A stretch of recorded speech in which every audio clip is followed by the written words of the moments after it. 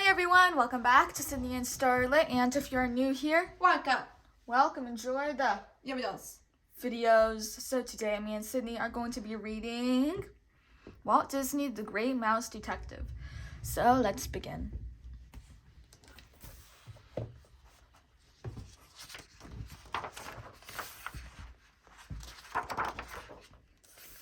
Once upon a time, in the kingdom of mice in England, reigned a queen called Mouse Sotera.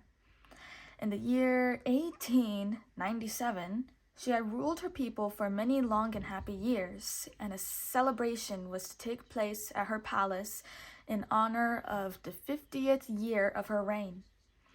From all corners of the world, her loyal subjects flocked to the city of London to honor their beloved queen at the palace gates. The most courageous of them was Dr. Dawson. He had traveled all the way from India on rough and dangerous seas, fighting ferocious winds for many, many months. He arrived at last on the eve of the celebration. Nearby, another special day was being celebrated. Little Olivia had just turned 10. Her father, Hyvam Flaversham, was a reputed toy maker. For his daughter's birthday, the clever toy maker had made a mechanical mouse. Though it was made of cardboard and paper, the mouse could nod its head and move its tail and little feet just like a real one. "It's a mechanical mouse," Flaversham explains to the wide-eyed Olivia as she set it dancing. No sooner had he spoken these words when a huge shadow swept across the room. An ugly bat with huge wings crashed in through the window. "Hurry, Olivia! Hide in the closet!" shouted Flaversham. Olivia quickly slipped into the closet and watched the horrifying creature grab her father and fly away with him. Meanwhile, Dr. Dawson had taken a cab. After a few detours through the narrow streets, he called to the driver, "Let me off, please." With his bag in one hand and his umbrella in the other, he continued his journey on foot. Somebody had told him that not too far from there, he could rent a room. As Dawson crossed the street, he saw little Olivia. She was sitting on the curb of the sidewalk, weeping. "Why are you crying, little one?" asked Dawson. "They took my daddy away," she sobbed. "And the only one who could ever find him and bring him back is Basil, the great mouse detective." "Basil?" said Dawson, surprised. "I was just told to go to his house to rent a room. Why don't we go there together?" After a short walk, they reached Basil's house. It stood high on a hill in a very nice neighborhood. The housekeeper opened the door. "Good evening, ma'am. My name is Dawson. I would like to rent a room, please."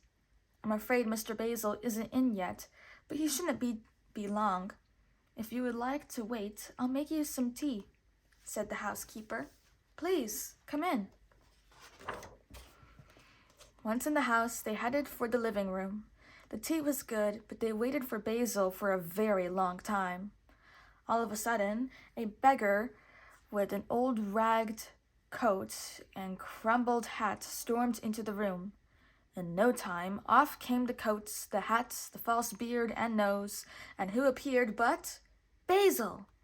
Little Olivia couldn't believe her eyes.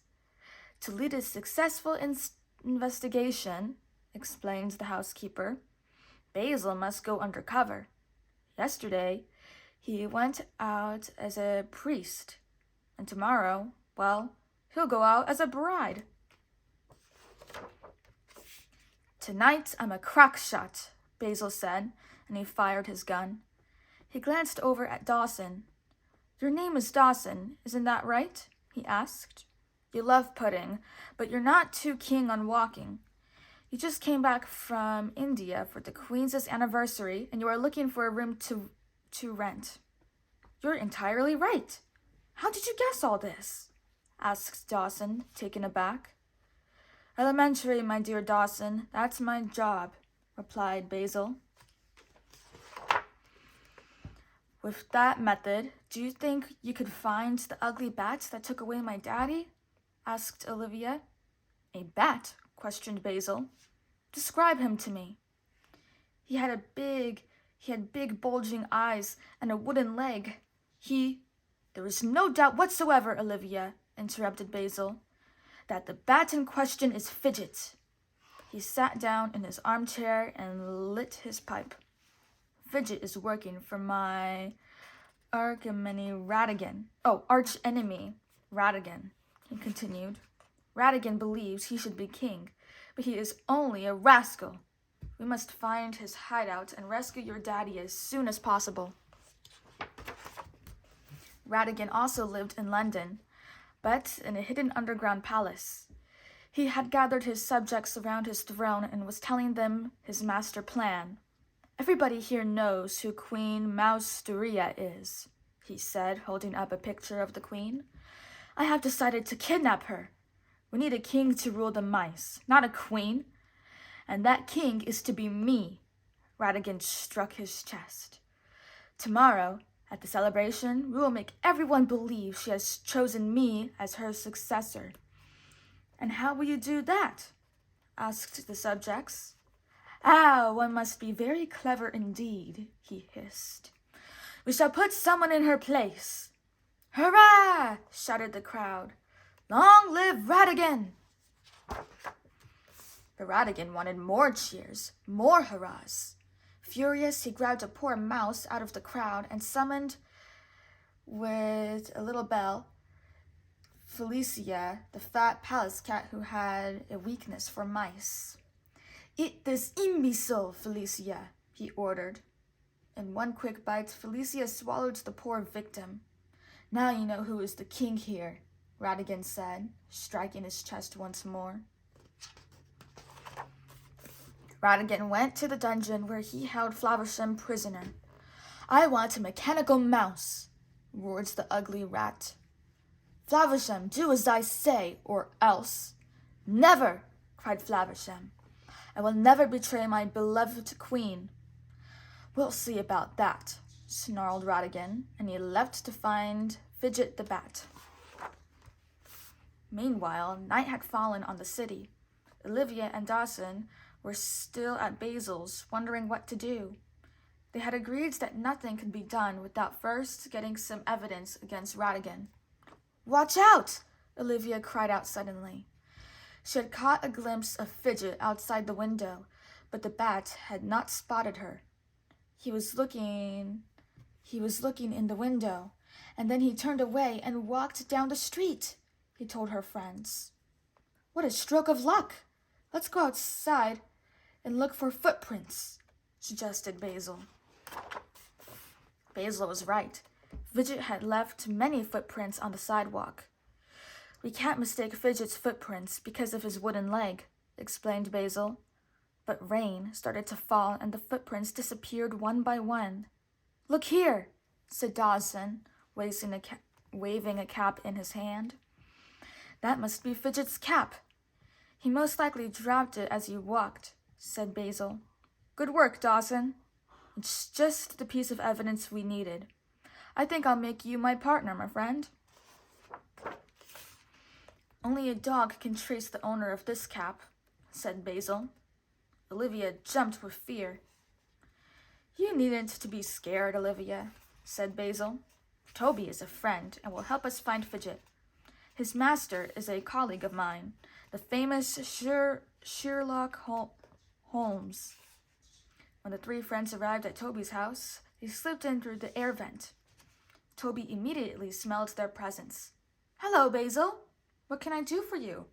He asked. Could you sniff this cap for us? Asked Basil. We need to find its owner, Bridget the bat. Toby sniffed the cap several times. Fee you! It doesn't smell very good, does it? I don't think we'll have any difficulty finding Fidget, he exclaimed.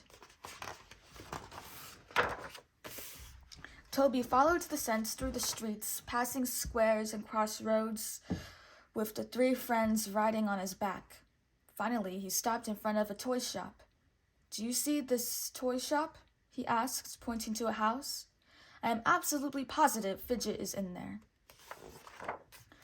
Toby was right. Fidget was in the store rummaging through the toys.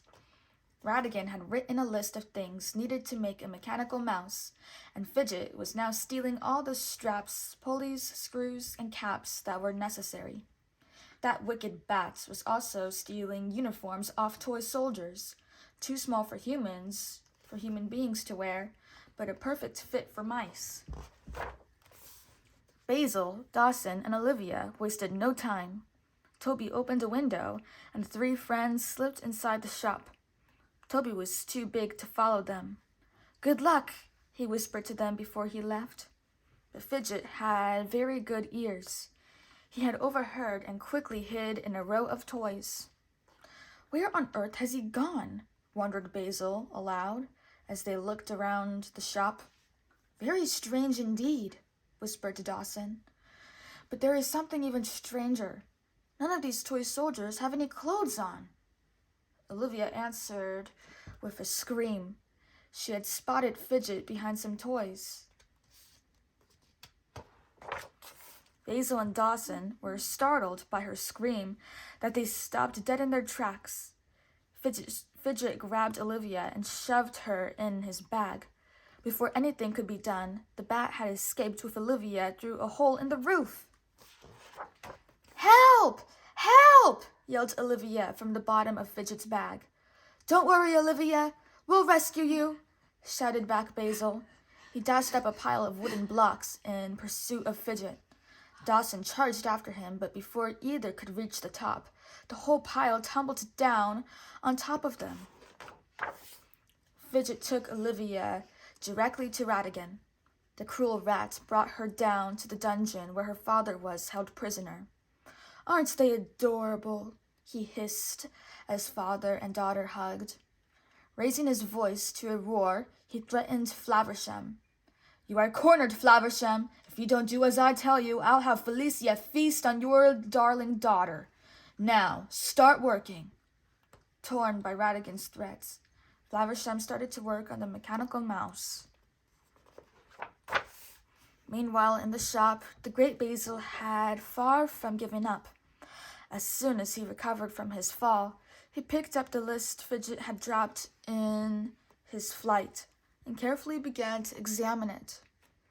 "My dear Dawson, everything one needs to know is on the list," explained Basil, "but only for those who know how to see. With a careful examination, I can tell you where it came from, where it's been, and who held it. We'll soon know where Radigan is hiding." Radigan had no trust in Flaversham and decided to keep Olivia as a hostage. "Fidget!" he bellowed. "Put Olivia in this bottle. If this little crybaby escapes, I'll have Felicia feast on you instead." But your Majesty, what have I done?" whined Fidget. "You lost the list, didn't you, you fool? I think I'll have you punished right now."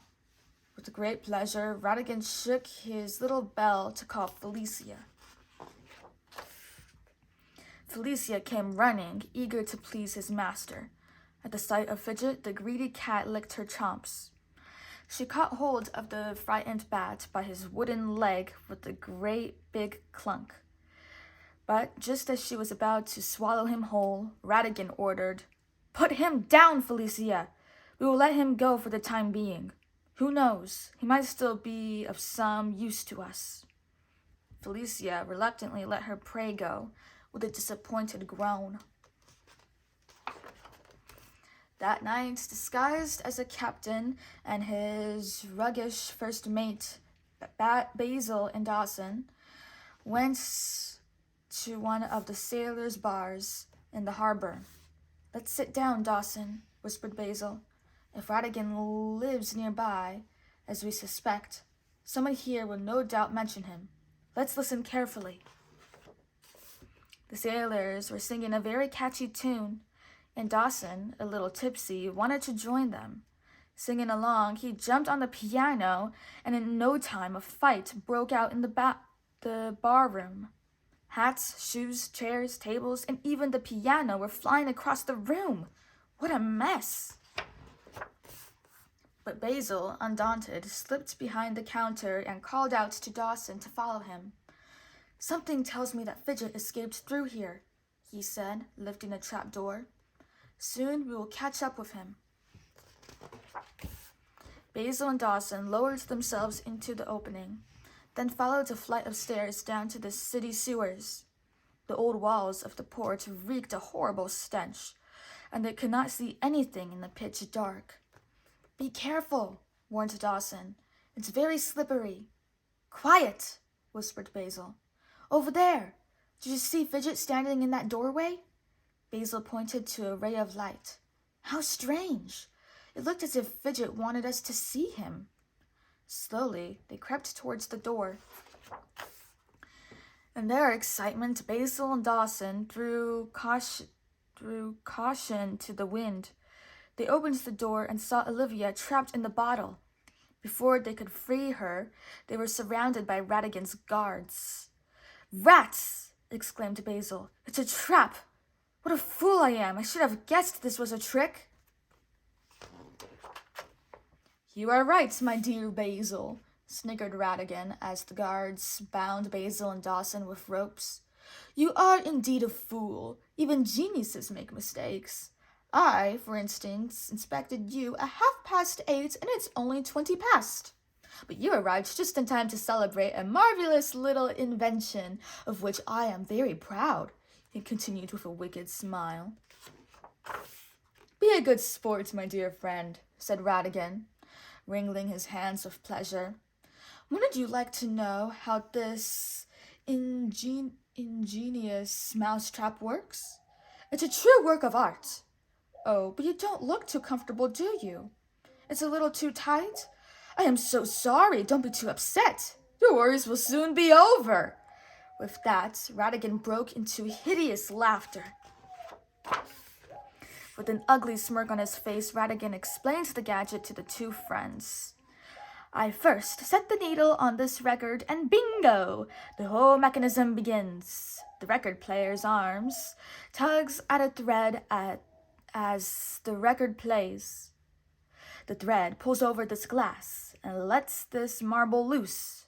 The marble rolls down this miniature slide and snap! The spring is released, cutting off your heads. Brilliant! And just to be on the safe side," he continued, "this crossbow will shoot as the trap is released. The axe will chop you in half, and the anvil will crush you to pieces." "Do you see this gun?"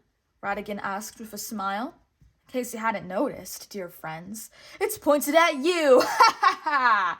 Ratigan burst out laughing and started to play the record. With an evil gleam in his eye, he added, "By the way, Basil, do you recognize this tune? It's the Executioner's Tango. Enjoy." While Basil and Dawson were in this terrible predicament, Queen Mousotera received an enormous gift from Ratigan. "Oh my!" she exclaimed as she opened it. "A full-size replica of me! What a thoughtful gift! This Ratigan is a true gentleman." To the queen's surprise, the statue started to move. Kings and queens have had small and large statues of themselves, but never have I heard of a moving statue. "How delightful," said the queen as she moved closer to examine it. She did not see Ratigan in the adjoining room operating the statue. "Get hold of her!" shouted Ratigan at the queen's two guards. The queen couldn't believe her eyes. "What? My own soldiers! Stop!" she yelled in vain. Little did she know that these were not her soldiers, but Ratigan's accomplices, dressed with some costumes Fidget had stolen from the toy shop. "Wasn't it a brilliant idea to steal these uniforms, Fidget?" asked the delighted Ratigan. "But I was the one to carry out your idea," said Fidget. "Shut up, you bat," snarled Ratigan. Without another word, Fidget picked up the queen and carried her away like a bag of potatoes. Back in Ratigan's secret chamber, Basil had an idea. Our only chance is to release the spring before this dreadful music comes to an end. Let me think. Dawson, when I tell you, kick as hard as you can. Now! He shouted to Dawson, and they both started kicking. After a few kicks, the trap released the spring just in time for the marble to keep it from snapping off their heads. The axe fell right between them, cutting them free. Before the crossbow and gun could shoot them or the anvil crush them, the two friends had fled. Basil and Dawson rushed to free Olivia from inside the bottle. They found Toby, who had tracked them down, and rode on his back to the Queen's palace as quickly as they could. At the palace, Fidget was about to throw Queen Mouseteria into Felicia's hungry mouth. With a quick jump, Basil caught hold of the Queen, while Toby, with a formidable roar, chased the terrified Felicia out of the palace. The Queen was saved. Meanwhile, in the palace's meeting hall, the fake queen was addressing her people. My loyal subjects, at 60 years of age, I am old enough to be a grandmother. Instead, I have found my true love and will remarry. Ratigan will soon become my husband. As a wedding gift, I wish him to reign in my place. The crowd was at first surprised, but they trusted their queen, and soon the hall was filled with cheers and applause. They could not see Flaversham behind the stage, forced by Ratigan to operate the mechanical mouse. Ratigan entered the stage in a sumptuous royal robe. He smiled triumphantly at the crowd, waiting for their applause, but they had recognized him and shrunk back in terror. They knew that the chosen husband of their queen would not address them kindly. I, Ratigan the First, he shouted, King of the Mice, hereby declare slavery restored, a tax raise of 100% at the immediate execution of all prisoners, to free the prisons from more offenders. Let me add, you peons, that I am the most handsome, intelligent, and supreme being of this kingdom. You, by comparison, are a bunch of idiots, morons, and fools. Just as Ratigan finished his cruel speech, Basil, Dawson, and Flaversham, and Olivia ran out onto the stage. Listen, everybody, Basil shouted. Ratigan is an imposter. With one swift kick, the mechanical mouse fell to pieces. The crowd was furious. This fat rat is a liar! Let's get rid of him! Everyone rushed to the stage, but Ratigan was quick as lightning. He swooped down, grabbed hold of the little Olivia, and escaped before anyone could catch him. Ratigan had thought of everything. Outside the palace gates, a small dirigible was waiting for him in case something went wrong. He pushed Olivia into the basket, and soon they were flying up towards the clouds. He fooled us, sighed Dawson. Flaversham nodded sadly in agreement and collapsed with grief on the ground. But Basil was already hard at work building a second dirigible out of wooden planks, children's balloons, and the Queen's flag. In no time, they were flying up into the sky in pursuit of Ratigan. With the next gust of wind, they caught up with Ratigan's dirigible. There is only one solution. I've got to jump into their basket, said Basil. But that's impossible, cried Flaversham. He's right. You can't possibly do that, seconded Dawson. But Basil had already jumped. He landed right next to Ratigan, who was so surprised that he let go of the dirigible's steering wheel. Watch out! The clock tower!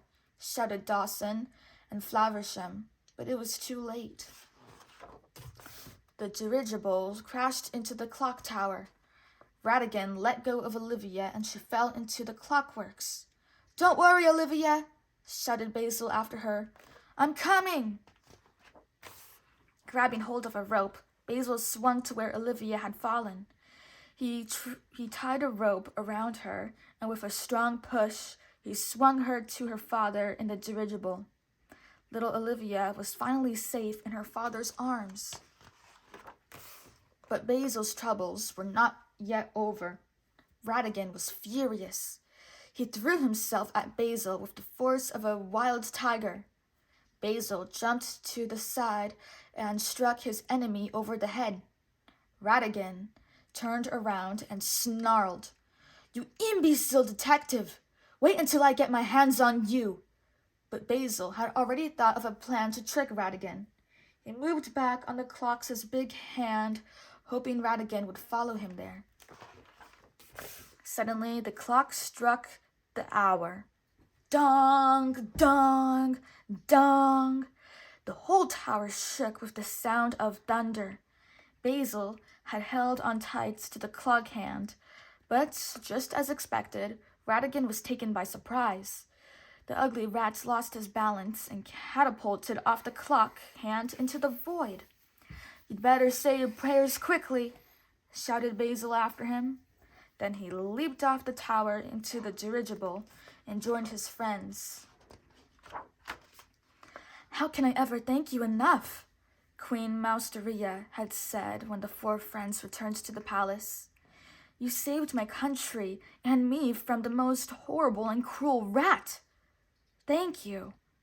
But Basil wanted to thank Dawson for his help. "My dear Dawson," he said with a smile, "without your help, I wouldn't have been able to save the kingdom of mice from the scoundrel Ratigan." But that wasn't all Basil had to say. "How would you like to become my associate, Dawson?" he asked, holding out his hand. "I was hoping you would ask me," Dawson replied. And with a strong handshake, the world's most famous detective team was formed. Basil, the Great Mouse Detective, and Dr. Dawson. The end. So that is it for today, everyone. Really hope you all enjoyed it, and we'll see you all next time. Bye-bye. Bye-bye. Pick out your favorite page.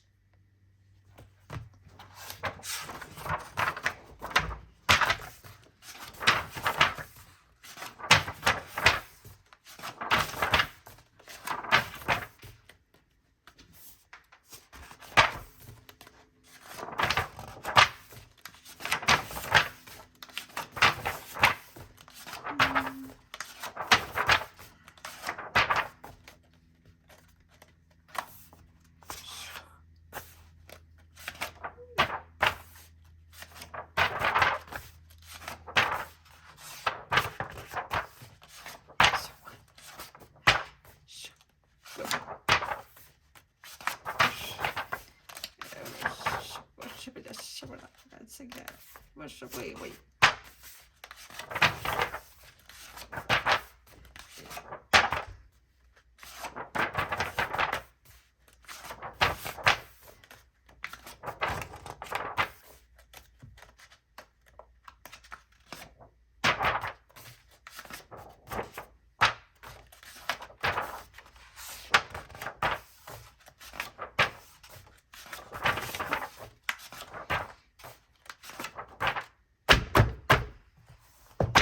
Who's your favorite character? No, you're going to pick out a favorite word instead? Mouse. Mouse. All right. Bye-bye.